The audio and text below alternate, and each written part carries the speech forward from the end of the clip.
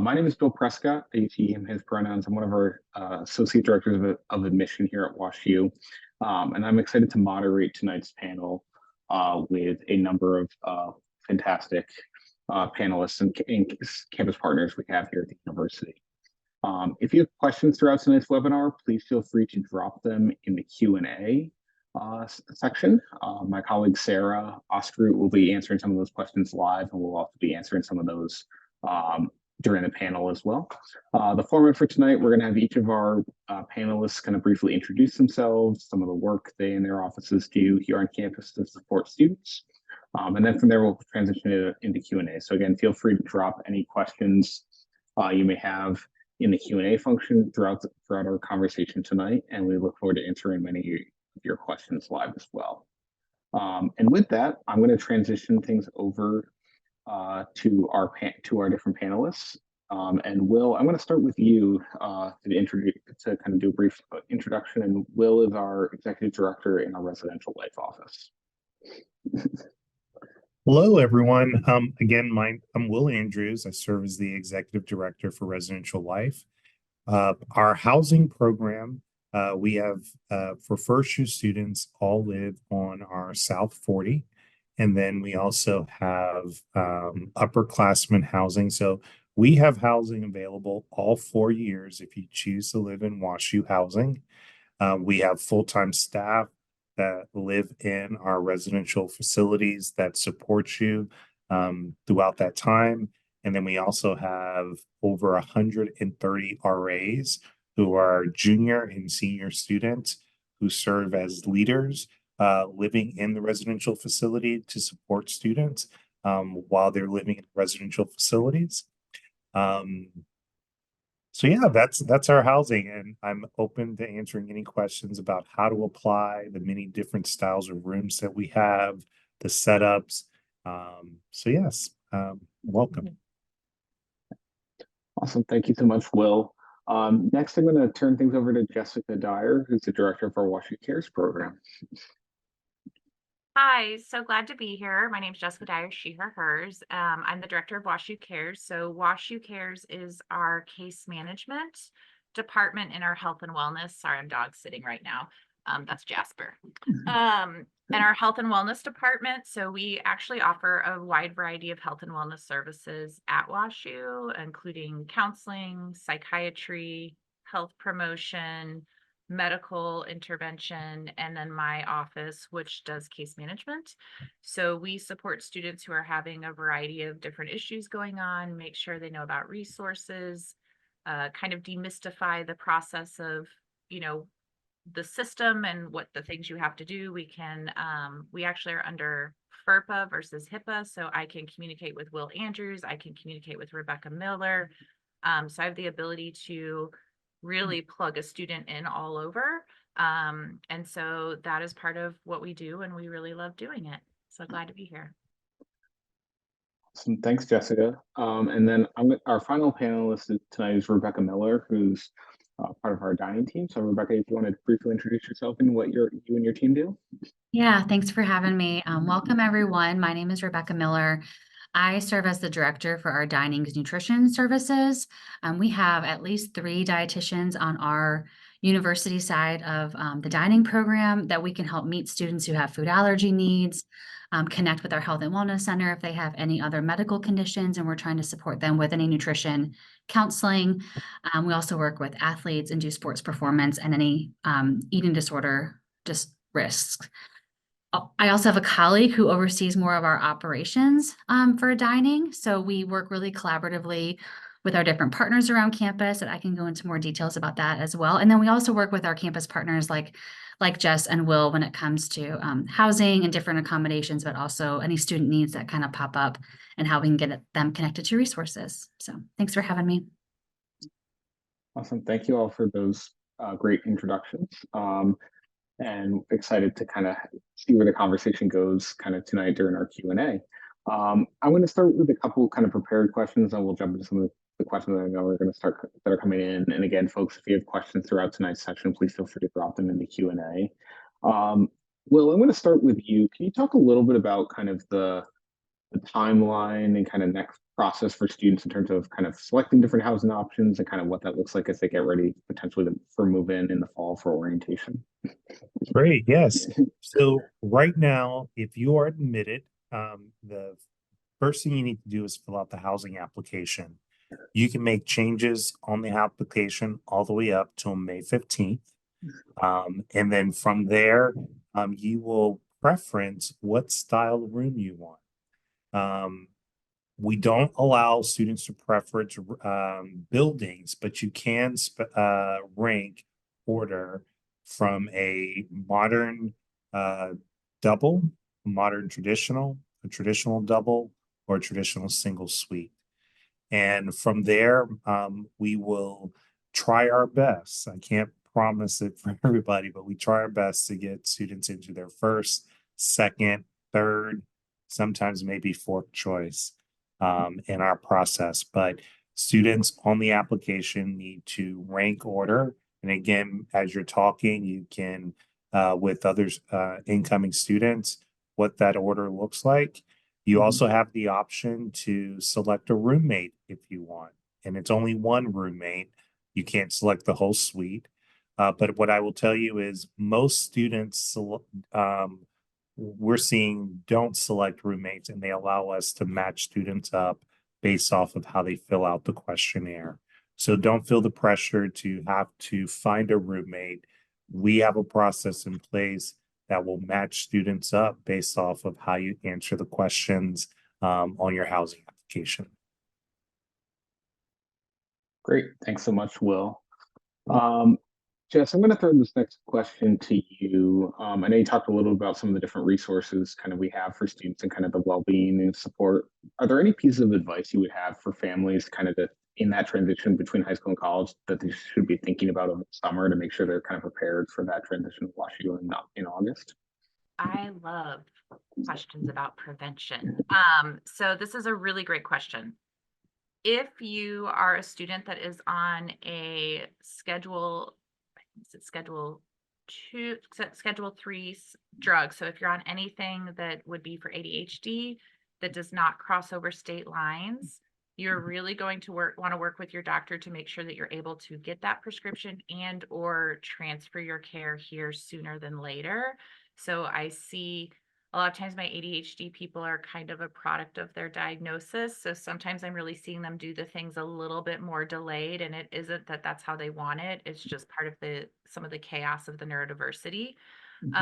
Disability resources is another really big one. So for students who really need support or accommodations, the accommodations look a little bit different when you're transitioning out of high school into college. And so a lot of our students are having a pretty big jarring adjustment when they're coming in with pretty hefty kind of support plans from some of their high schools. And then when they transition in, the expectation is you are a legal adult. Mom and dad cannot call on your behalf. You cannot submit paperwork on their behalf. So I see a lot of distress around that process for students. They get here, they think they have it, and then a couple weeks in, they're like, oh, I need accommodations.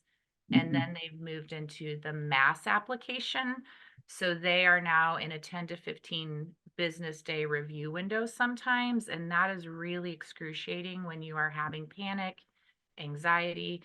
And so I really like to get my students to have anything for ADHD squared away before they're coming, and have their paperwork in for disability resources so that those accommodations can be determined and in place in time.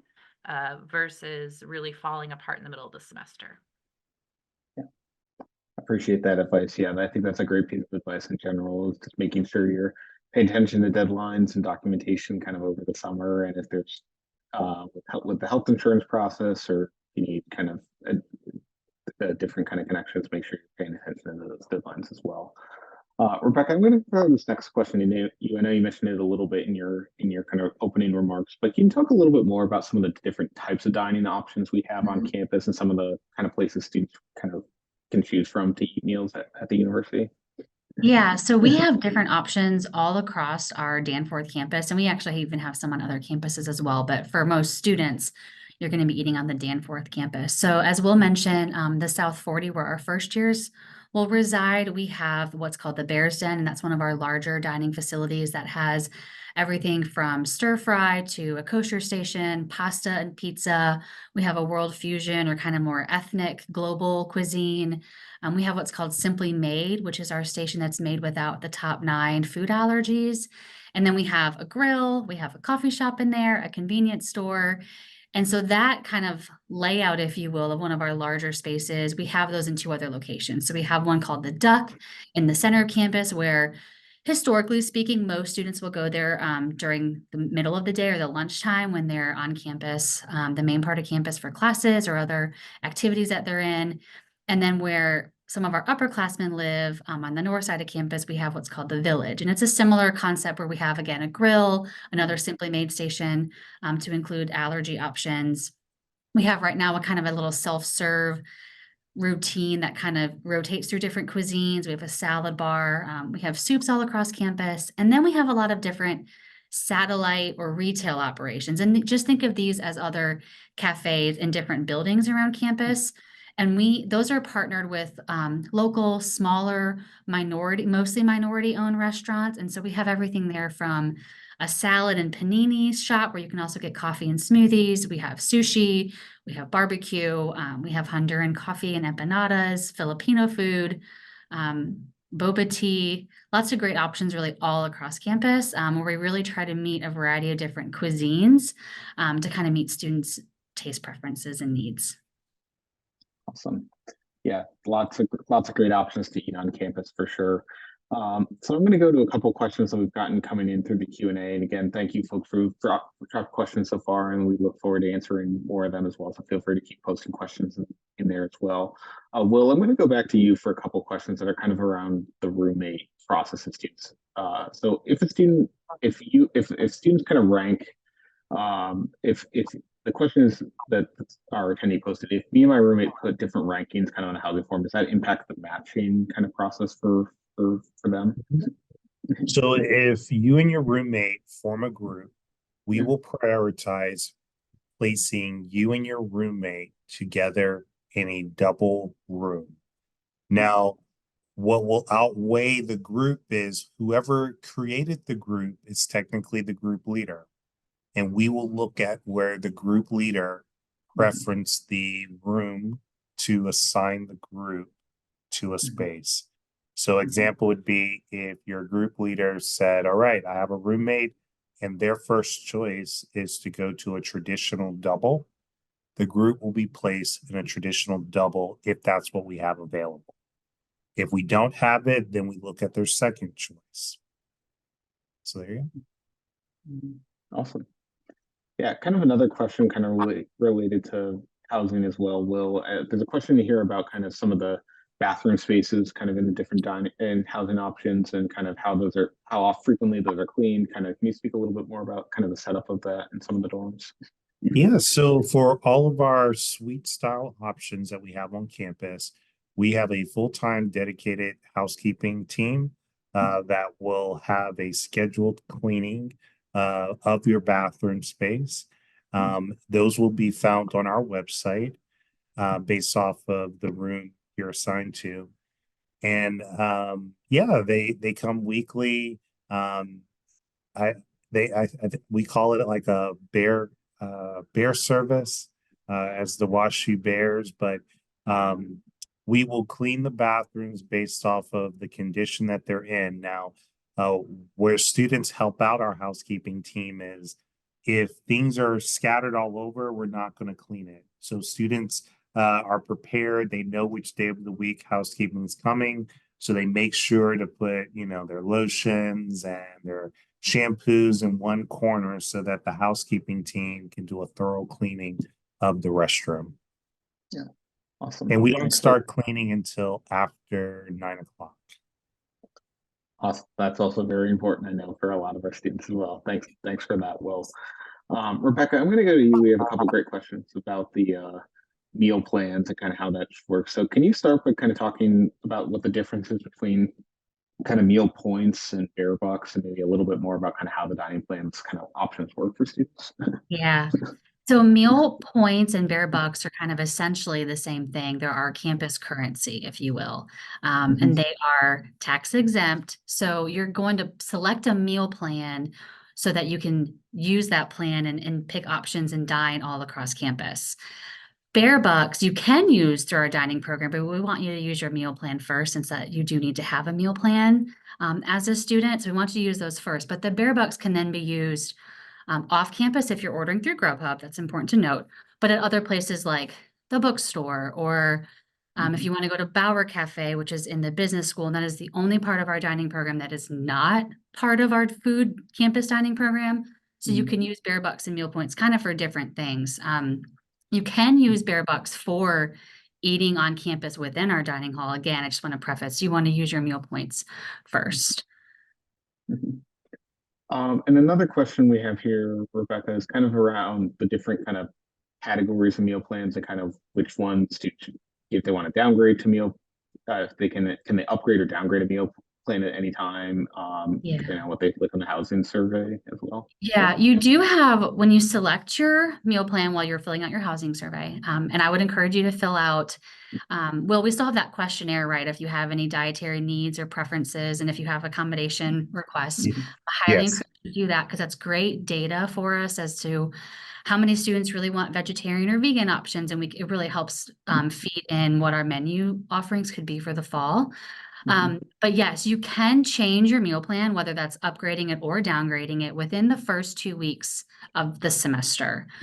So that's going to be around September 9th or so. It's usually the 2 weeks after when classes start. So there is some time to do that. Meal plans or meal points are meant to run out. We don't want to have excess meal points, then you're just not utilizing that money. So we really want you to use all of your meal points. And when you do, you can load Bear Bucks then and utilize those. But that can give you an indication of like, when do you run out in this semester? And is that an opportunity to maybe reach out to our dining team and maybe you kind of set up a little conversation with me and we'll kind of walk through what your eating habits look like and maybe help guide you in either budgeting or maybe selecting a different plan makes sense for you going into the spring semester. Meal points do roll over from the fall to the spring semester, but they do not from one academic year into the next. Great. Yeah, thanks for that, Rebecca. And I'm just going to drop a link in the chat for all students to see, just kind of to our dining services website. And I know incoming first year students are typically enrolled in our platinum meal plan, and then you can opt if you want a lower level for that, which is our kind of highest kind of coverage on campus. So you can definitely pick between that as well. Jess, I'm going to throw a question over here to you, which is kind of around students who have kind of doctor supports like for uh, mental health kind of department needs and things like that. Are there specific people or offices they should contact and kind of how that works if they need to transfer care from their home provider to a campus-based provider? Kind of, can you talk more about kind of the mental health services that can support students? Yeah, that's a really great question. So a lot of our students will transfer some of their care here, whether that is on campus at our counseling and psychological services, or if that is off campus. So our on-campus counseling and psychological services are really, really good clinicians. However, session limits are involved in that. So if you have a student who is used to seeing a therapist weekly, psychiatry would be different, but therapist consistently and weekly, that might always not be the best fit for our counseling services on campus. We actually have a link and I will put it in the chat. So I'm blanking on what it's called right now. We are in the last week of school. But it is Thriving Campus. It is an app specific with other colleges that basically vet the therapists and psychiatrists and psychologists in the community. And then students recommend them into this. And so you can also search in your area back at home and here. Another option for students is we have Timely Care. So it's virtual medical and mental health services. It is at no cost for full-time students. Thank you so much, Bill, for popping that in there. And I am also really happy to help discuss if there are specific things. You can reach out to me directly. I'm really good at getting an email, sharing links, can always set up a Zoom. But yes, we do work with specific people in the community. So we're really good at being able to connect for some issues. We work hard to also match with health insurance, finances as well. Sometimes providers can be out of pocket for a specific issue. So a family may not be able to afford that. So we're really working to kind of figure out what other options are. So hopefully that answers it a little bit, but I will make sure that I have I don't know if the Thriving Campus link was on that one, Bill, but I can put that in specifically if you're okay with that. That is totally fine. Yeah, I dropped a link to our Habits Health and Wellness Center, which is kind of a great hub and resource as well, and also links to our dining services and residential life pages if folks have questions as well. And again, thank you all for your great questions so far. Feel free to keep dropping them in the chat.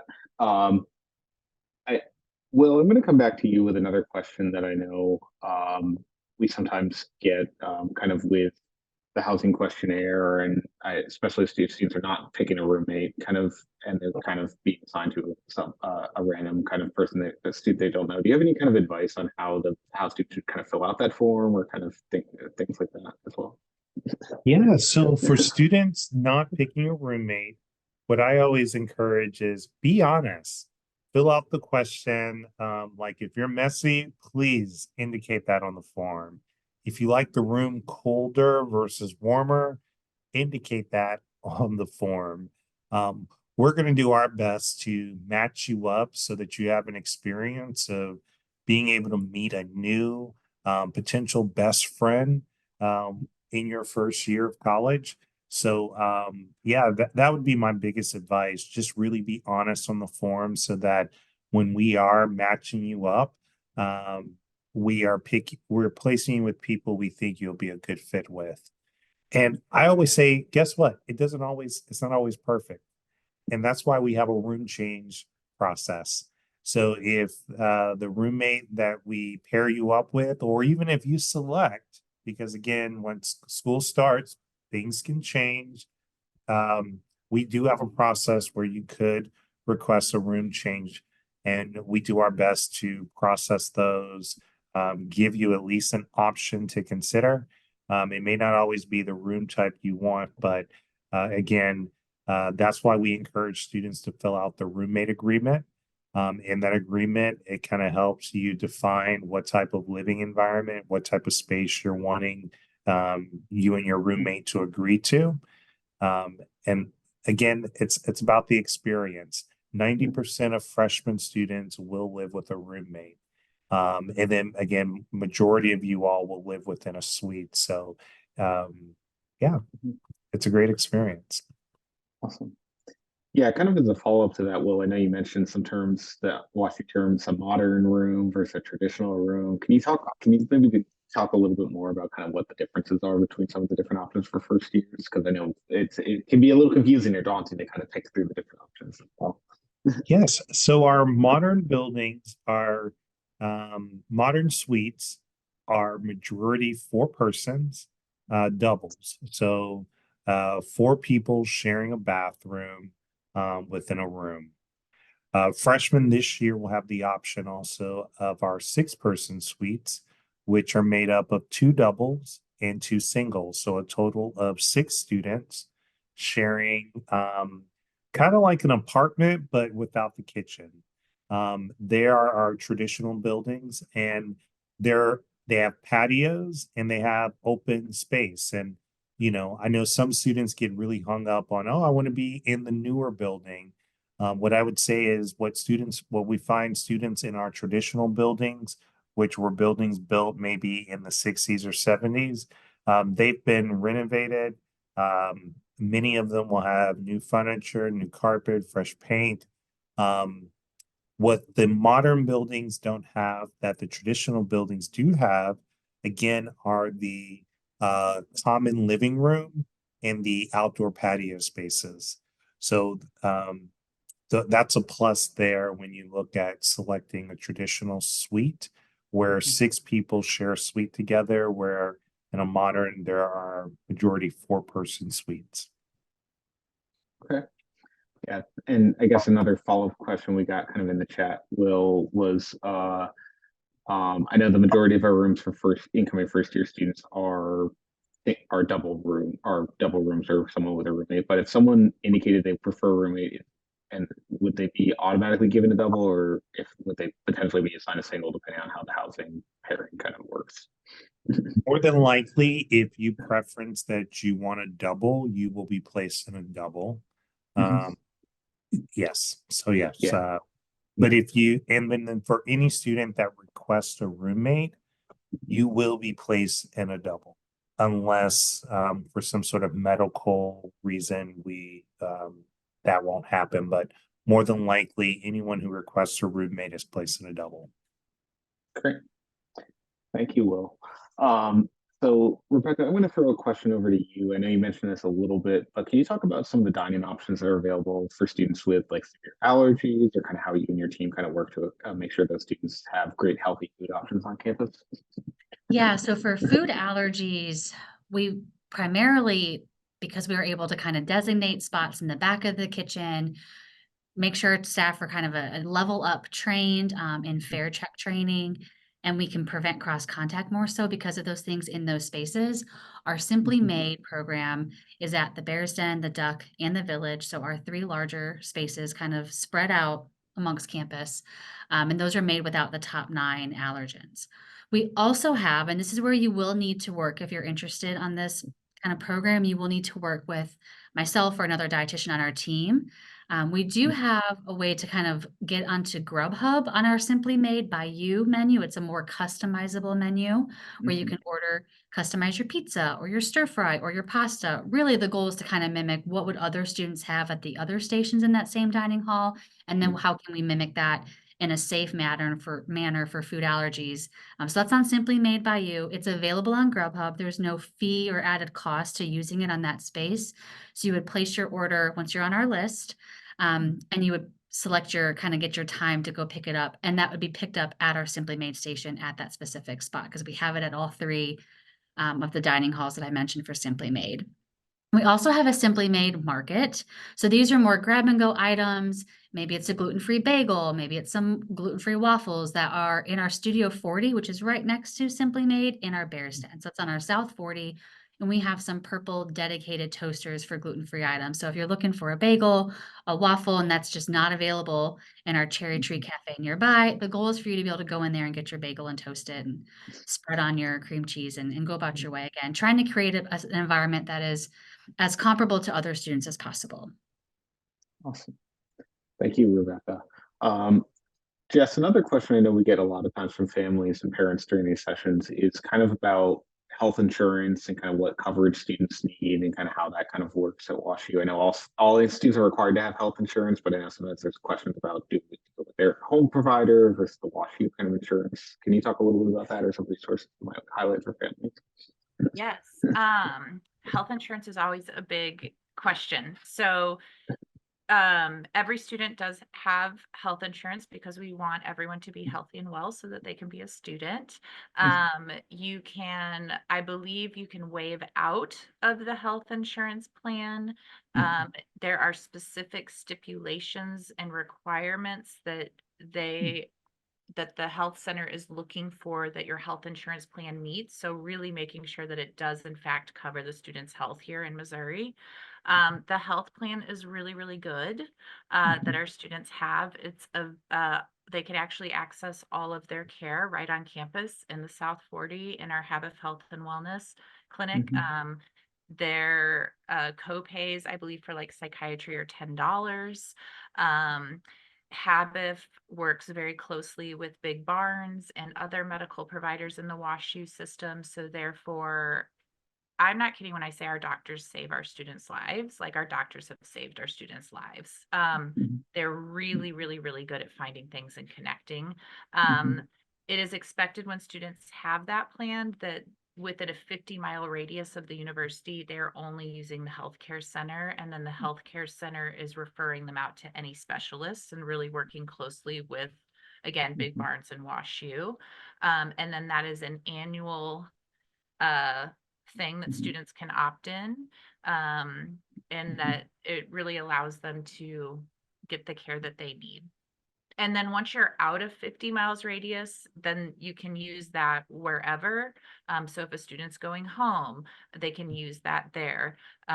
If it's outside of 50 miles of St. Louis. Yeah, thank you for that. And yeah, I think it's great that the Habas Health and Wellness Center is right on the South 40, which is a really great resource for students to take advantage of, as well as all the other great options on campus. Um, I, I think this actually could maybe I think this might go to any of our panelists. Again, folks, if you have questions, please feel free to drop them in the chat. Really appreciate all the great questions you've been adding so far. So we've talked a lot about kind of housing and dining and health services, and all those things are kind of located kind of on South 40, which is one of my favorite spots on campus. So I'll open this up to any of the panelists, but can you talk a little bit more kind of about the South 40 kind of experience and what the first year kind of residential college experience would be like? Well, I might start with you kind of on that kind of piece as well too. Yeah, so I'm sorry, repeat the question. What is the experience of a first year Yeah, student on the yeah, South on the Fork? South 40, kind of the residential kind of college kind of experience and kind of that piece of Yeah, it. so it's kind of like everything you need, um, especially while living, is on the South 40, and what you'll find in the Danforth Student Center, what we call the Duck, is where the life of the undergrad first year experience happens. But each of the residential facilities, well, let's first start off, what's on the South 40? We have the Student Health Center. So a lot of the counseling services are all on the South 40.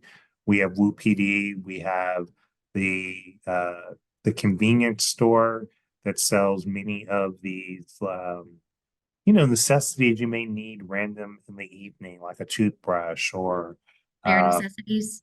bare necessities. Yes, bare necessities is right there. Again, Rebecca mentioned the Bears Den. They have some really cool vending machine options that have salads. And um, what's cool about the 40, especially in the evening, Risa Commons and all of those areas kind of open up if they're not reserved for students to spread out. And what I think is really cool is when students have projects or they're studying, you can go into Risa Commons next to the Bears Den, and you'll see students at the tables with all their stuff spread out. Um, so yeah, that's kind of there. The mail center is also on the South 40. We have a large multi-purpose room that's in Park Mud, where dance groups, singing groups practice at. So we have two large gourmet kitchens where student food groups do activities or their baking activities. There's kitchens in all of our community spaces, so students have access to that. We have faculty in residence, so it's just not students living on the South 40. As I said before, we have full-time staff who have families and our faculty that also have families. So it's definitely a family feel, but the open green spaces, especially when the weather's great, you're going to see people playing frisbee. Um, when they dress up in Hogwarts, I believe that's what it is, and I forget what it's called. Um, Yeah. but you see a lot of activity on the South 40. Um, so yeah, it's an exciting time, and LARPing. especially Will, I think it's LARPing. LARPing. It's where you Yeah. yes, I have actually Yeah. seen LARPing on the South 40 with like fake like styrofoam Yeah. swords, I think. Yes, Yes. yes. Yeah. Yeah. Yeah, there's always a lot going on. Yeah, Rebecca or Jess, anything else you would add about the first year experience or the South 40 that you think families and students should know? It's such a cool spot, I think, on campus as well. Yeah, one of my favorite spots is actually behind Will's picture. I just love when like the little promenade when all the lights are on, if it's rainy at nighttime. I kind of thought about Will was mentioning a little bit of the activities, but we have bi-monthly, so twice a month, cooking classes in the South 40. We also do them at the village as well, but we do those in partnership with the rec center, but also we have an extra one in our dining facilities for our upperclassmen. So there's cooking classes that you can do with us. Those are free. The chefs lead them. We have a dietitian there. They're really fun. You get to try some new foods and get free dinner. We also do a lot of different events. We actually have food trucks on the South 40 at least once a week. This year they've been on Thursdays. So the days may change next year, but we have different food trucks that kind of rotate through and you can use your meal points for those. So that's just a nice different dinner option that you can get. We do a food tour in the community during Bear Beginning. So you could sign up for that if you're with us. And if you want to kind of do a little food tour scene. Last year, I think we were in Tower Grove. The year before that, we've done them for 2 years now. So I think this year we're trying to be in Clayton, just so you have some local-ish spots that you can go to. We also do a lot of different events during the year. So as Jess was saying, this is we're wrapping up the last week of classes. So we had for National Picnic Day yesterday, we had an event up at the Duck where students could build their own kind of picnic style peanut butter and jelly sandwiches. Just a fun activity to get students engaged in our dining program. But also as dietitians, we want people to love food in general and not kind of be fearful of food sometimes. That's a really big message that we share with our students. And this was just one event and how we do that. We have Moonlight Breakfast coming up next week where the staff will serve the students kind of a late night breakfast as a break from studying before all finals start. So we really do want students that this feels like home, whether it's the South 40 or WashU in general. And we really want that experience for like, you're building a community around food and you're connecting with your roommates and other classmates. And so it's all a part of your experience here. But yeah, I haven't been a student here, but I've been here almost 5 years and I think it's a great experience for you guys. Awesome. So we have a couple kind of questions that just came in the Q&A that I want to address. And Rebecca, I'll actually go back to you on this one. So there's a question kind of about kind of how the dining services team kind of maintains top quality food service and kind of sourcing different vendors, kind of particularly local vendors, to kind of have different variety in the dining halls and kind of satellite camp options on campus as well. So how do we maintain a top quality dining program? I think it's a continual process for us. That is a top goal for us to constantly be improving our program, but also seeing how can we better serve our students. We do a lot of our dietitian team, we don't just meet with students as like a typical dietitian where we're giving you education or counseling. We meet with you to understand what foods do you like? What don't you like? What trouble could you be having? And how can we help serve you and communicate that to our culinary and management team? So hopefully you never need to meet with us, but we are here. We want you to be your own advocates, but again, we can help give that extra set of information to our team to really kind of help you. So it's a continuous work in progress and we are always trying to improve.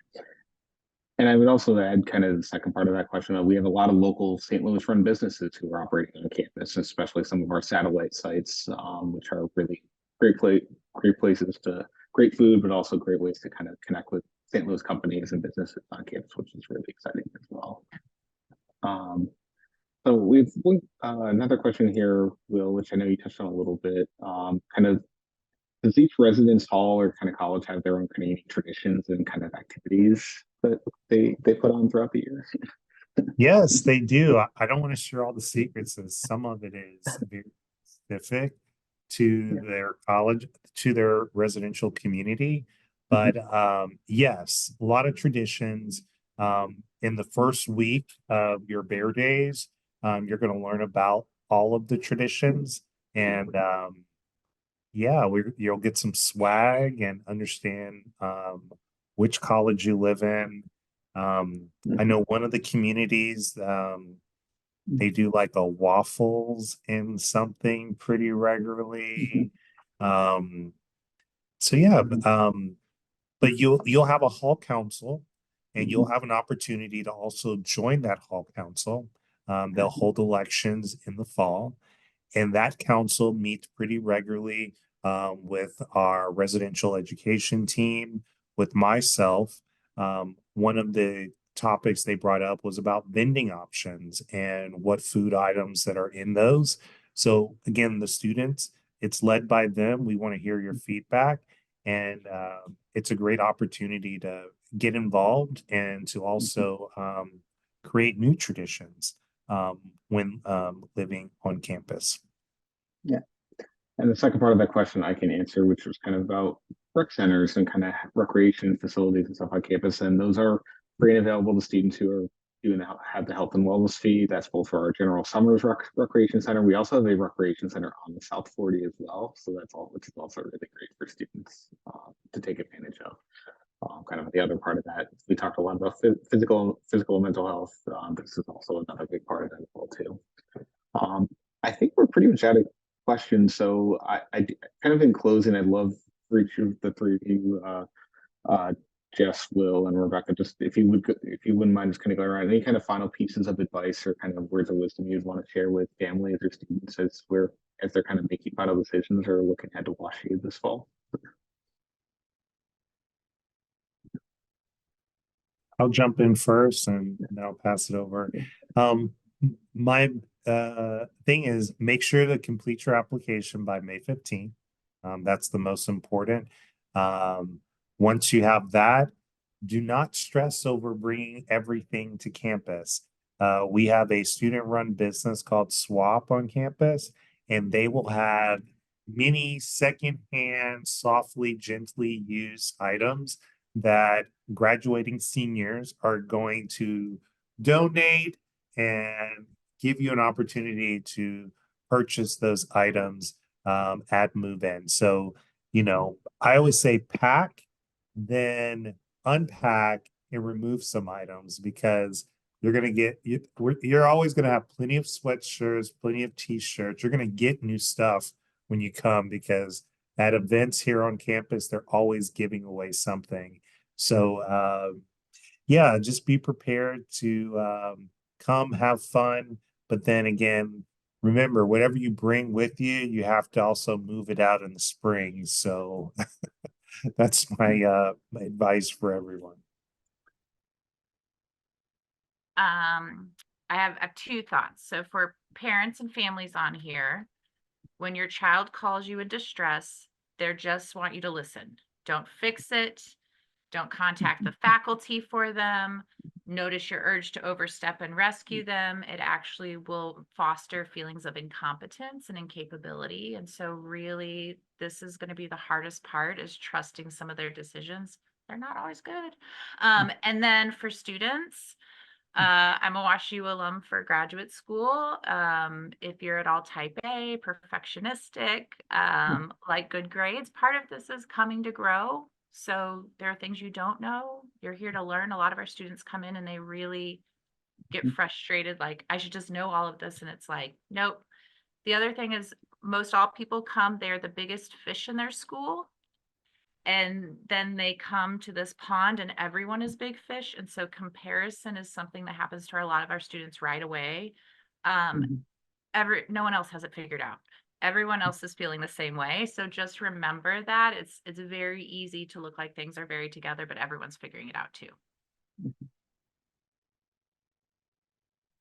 I have two thoughts too. One's kind of logistical, and then the other one's kind of from a more empathetic side. I would say, one, if you have any food allergy need, lifestyle preference, dietary, cultural, religious need to kind of work through or talk about, at least in the fall, you really can't reach out too soon, even if we don't have all the logistical answers of what our fall might look like, because we do a lot of that planning kind of now through the summer.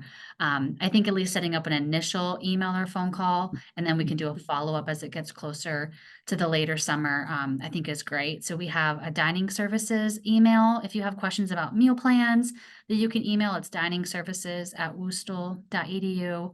And then if you have any nutrition needs or questions, you can email our nutrition email, and it's at justnutrition@woostel.edu. So those were the, I guess, kind of two things I would share with that. And then I think the rest of it is just enjoy it. Enjoy your last few days, weeks, month of your high school year, and those friends and your summertime with them. And then your family too, because they're going to miss you when you're gone. And as Jess was saying, like, yes, you need to be your own advocate. You need to kind of decide what and how you're going to eat on campus. You need to reach out for support. So kind of start practicing that now, but still enjoy the phase that you're in. Awesome. Thank you all for those great kind of pieces of advice. I think those are all really great things for families and students to think about as they kind of navigate this transition. I always say to students, this is an exciting time. It's also a little nervous, and that's okay. But there's a lot of support here at WashU to help you kind of in that transition as well. And again, I want to say thank you to all of our panelists for their great information they shared tonight. And if you have further questions, please don't hesitate to reach out to any of their offices. They're happy to kind of follow up with you. If you have questions on admissions or financial aid information, please don't hesitate to reach out to our offices as well. You can email us at admissions@woolstool.edu. And again, and for students who are still making that final decision before the May 1st kind of deposit deadline, please don't hesitate to reach out if we can answer any questions as you're kind of making your final decisions. And again, good luck with everything as you're kind of as you navigate things. One other piece of advice I always share to students is pay attention to the emails and doc checklists and things like that that come out over the summer. Once you submit your deposit, you'll get information on how to set up your WashU key in your WashU email, which is really important for some of the resources that all of our panelists mentioned, kind of to complete the housing questionnaire or dining, kind of select your meal plans, opt in or out of the health insurance. That'll all come through there as well. But with that, I'm going to close this out for tonight. Again, thank you to all of our panelists. Thank you all for joining us. We hope this was helpful, and best wishes and have a great rest of your evening as well.